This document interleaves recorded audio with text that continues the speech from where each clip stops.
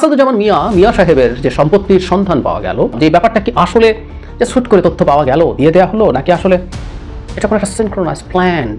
বাংলাদেশেরই কেউ না কেউ হেল্প করছে, তাকে স্যাংশন দেওয়া হয়েছে কারণ তিনি একটা পুরো বিভৎস দুর্নীতিগ্রস্ত চোরদের তৈরি করা একটা ব্যবস্থা। একদিকে ভারতকে মিলিটারি ট্রানজিট দিচ্ছে সরকার, অন্যদিকে চীনকে তিস্তা প্রকল্পের মাধ্যমে এই অঞ্চলে ঢোকার সুযোগ করে দেওয়া হচ্ছে এবং এর মধ্য দিয়ে বাংলাদেশের ভূখণ্ড চীন এবং ভারতের সশস্ত্র যুদ্ধের একটা ক্ষেত্র হয়ে উঠছে। চূড়ান্ত হতে পারে প্রধানমন্ত্রীর দিল্লি সফরে।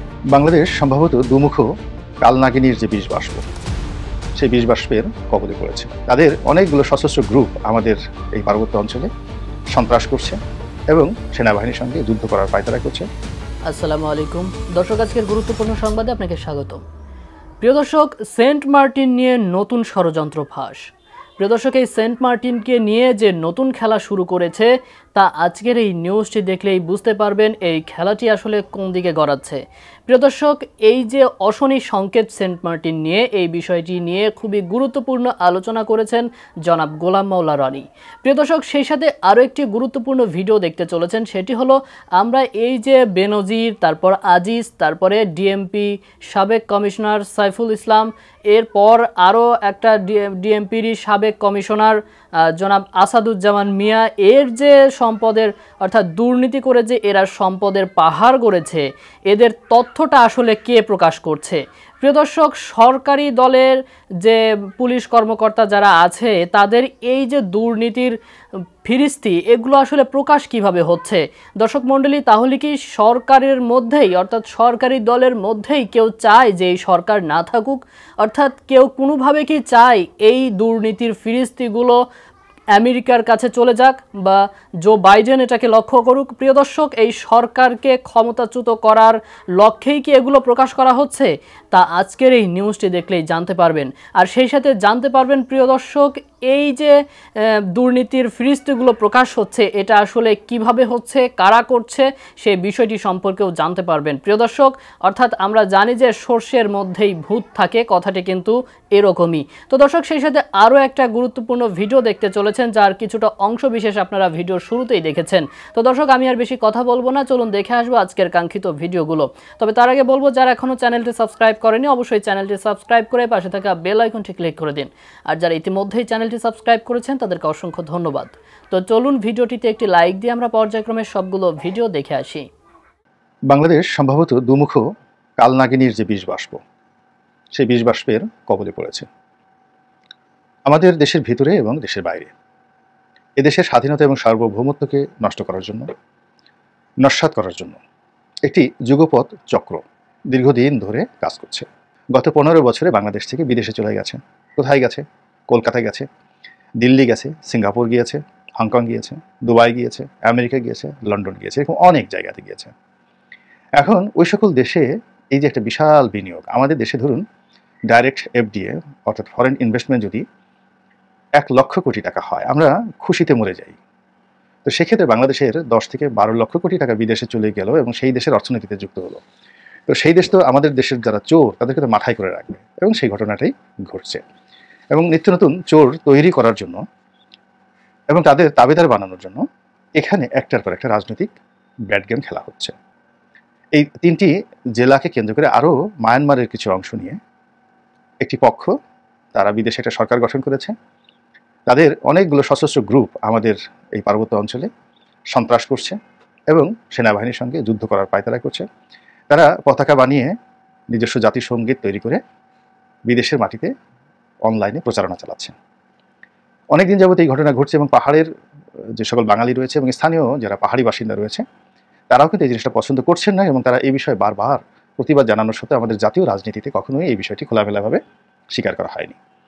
কিন্তু সমস্যা যখন একেবারে গভীর থেকে গভীরতর পর্যায়ে পৌঁছে গিয়েছে এবং এই সমস্যার সমাধানের জন্য যদি আমরা সেনাবাহিনীকে নিয়োগ করি এবং সর্বশক্তি নিয়োগ করি, তাহলে এই সমস্যা এই মুহূর্তে আমরা সমাধান করতে পারবো বলে শতভাগ নিশ্চয়তা দেওয়া যাচ্ছে না।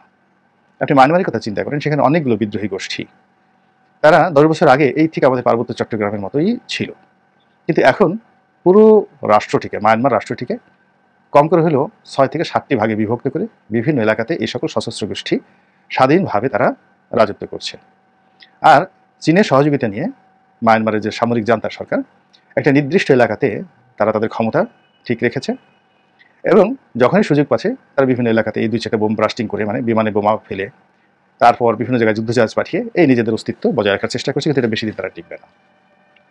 এখন আমাদের এই বাংলাদেশকে কেন্দ্র করে যেহেতু তাদের মায়ানমারের যে পার্টটি ছিল, অর্থাৎ মায়ানমারকে ছিন্ন বিচ্ছিন্ন খণ্ড বিখণ্ড করার যে পরিকল্পনা, এটি অলমোস্ট 90% তারা করে ফেলেছে। এখন বাংলাদেশের যে ভূখণ্ডগুলোকে তারা টার্গেট করেছিল, সেই ভূখণ্ডকে টার্গেট যে তারা করেছে সেই টার্গেটটিকে এখন বাস্তবায়ন করার জন্য, ফলপ্রসূ করার জন্য তারা কিন্তু সর্বশক্তি নিয়োগ করেছে। এবং আপনি আমি যা জানি, সেনাবাহিনীর যারা লোকজন আরও বেশি জানেন, ওই অঞ্চলের বাসিন্দা যারা আছেন তারাও জানেন, এবং যেহেতু প্রধানমন্ত্রী রাষ্ট্র ক্ষমতা আছেন তার কাছে এই সকল তথ্যপাত্র চলে আসে। তো ওরই ধারাবাহিকতায় প্রধানমন্ত্রী হয়তো বান্দরবন নিয়ে যে কথা বলেছেন এবং সেটি নিয়ে পশ্চিমা দুনিয়াতে রীতিমতো তোলপাড় শুরু হয়ে গেছে এবং তারা প্রধানমন্ত্রীকে খুব নিষ্ঠুর ভাষায় সমালোচনা করেছেন। মিয়া সাহেব, জনাব আসাদুজ্জামান মিয়া, পুলিশের বড় কর্তা, নিশ্চয়ই একটু সৌভাগ্যবান ভাবতেই পারেন, কারণ হচ্ছে তার সম্পদ নিয়ে একটা রিপোর্ট মানবজমিনে পাবলিশড হয়েছে, আমরা দেখেছি অনেকে। ধরুন জনাব আসাদুজ্জামান মিয়া সাহেবের যে সম্পত্তির সন্ধান পাওয়া গেল, এবার যে যাই বলুক না কেন, আমরা জানি উনি নানান রকম কথা বলবেন এগুলো সব বৈধ উপার্জন দিয়ে কেনা ইত্যাদি ইত্যাদি, অনেকগুলো স্বীকার করবেন না, যা করেন জনাব বেনজির করেছিল আমাদের মনে আছে তো, ওই ভাবসাব নিয়ে বসে গায়ের জোরে বলার চেষ্টা করেছিলেন, যদিও তার body language, facial expression shattered মনে হয়েছে সেই বিরাট দাম্ভিক লোকটাকে।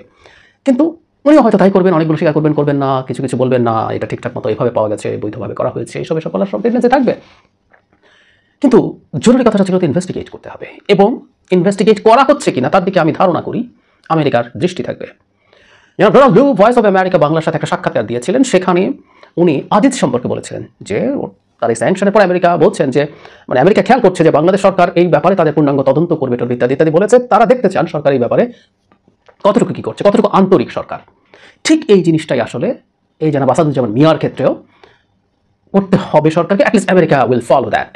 এবং সেটা যদি না হয় এইসব মানুষজনের বিরুদ্ধেও আরও স্যাংশন আসার সম্ভাবনা আছে। আমি বলছি এটা আসবেই, বাট দ্যাটস এ প্রবাবিলিটি, সম্ভাবনা থাকেই। কিন্তু ওই যে বললাম যে এই ব্যাপারটা কি আসলে যে শ্যুট করে তথ্য পাওয়া গেল, দিয়ে দেওয়া হলো, নাকি আসলে এটা কোনো একটা সিনক্রোনাইজ প্ল্যান্ড চেষ্টার অংশ, যে এই তথ্যগুলো বেরোবে, তারপর এরকম করে কোনো পদক্ষেপ সরকার নিচ্ছে কি নিচ্ছে না সেগুলো দেখা হবে। কারণ বাংলাদেশের প্রেক্ষাপটে এই পরিমাণ তথ্য পাওয়া একটা পত্রিকার জন্য ইনভেস্টিগেট করে সোজা কাজ না।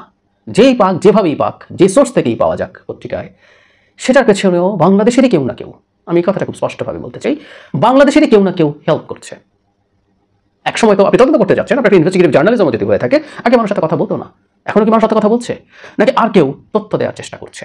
এই তথ্য পেয়ে এই রিপোর্টগুলো তৈরি হচ্ছে। এই প্রশ্নগুলো আসলে খুব সিরিয়াসলি আসবে। যদি সেটা হয়ে থাকে, যে তথ্যগুলো তুলে দেওয়া হচ্ছে, তাহলে কিন্তু এই প্রশ্ন মাথায় আমরা রাখবই, সেটা হচ্ছে একটা সিনক্রোনাইজ প্ল্যান আছে। জনাব ইসলামের বিরুদ্ধে টাকা পাচারের যে রিপোর্ট এসেছিল ডেইলি স্টারে, ইট ওয়াজ সো ডিটেইলড, এবং আমরা এখন পর্যন্ত দেখবো যে খুব বেশি পদক্ষেপ নেওয়া হয় নাই। আমেরিকার এই যে 7031C যে ধারায় আপনার দুর্নীতির বিরুদ্ধে স্টেপ নেওয়া হলো, সেই স্টেপ যে কারো বিরুদ্ধে, যে কোনো দুর্নীতির বিরুদ্ধে নেওয়া যায়। সো এরকম একটা ব্যবসায়ী, তার বিরুদ্ধে সরকার কোনো তদন্ত করছে না, সেটাও দেখা হতে পারে।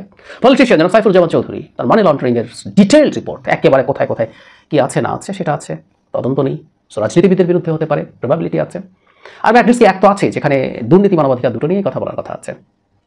সুতরাং যারা মিয়ার এই ঘটনাটাকে আমি ব্যক্তিগতভাবে খুব বিচ্ছিন্ন ঘটনা হিসাবে দেখতে চাই না, এটাকে আমি একটা কন্টিনিউয়েশন হিসাবে দেখতে চাই। সেটা যদি সত্য হয়ে থাকে, আমরা ধারণা করি এই ধরনের আরও ঘটনা আমাদের সামনে আসবে, এবং সেটার উপরে ভিত্তি করে বিভিন্ন দিকে নানান কিছু ঘটার সম্ভাবনা আছে। কিন্তু সবচেয়ে জরুরি কথা হচ্ছে এটা, রিটায়ার করলে আমরা জানি না যে কোনো একদিন হয়তো এটাও হবে যে সার্ভিং পুলিশ অফিসারদের বিরুদ্ধে ওই ধরনের রিপোর্ট এসে হাজির হয় কিনা জানি না, কিন্তু রিটায়ার করলে এগুলো থলের বিড়ালেভাবে বেরোবে, এই ঝুঁকি যদি থাকে।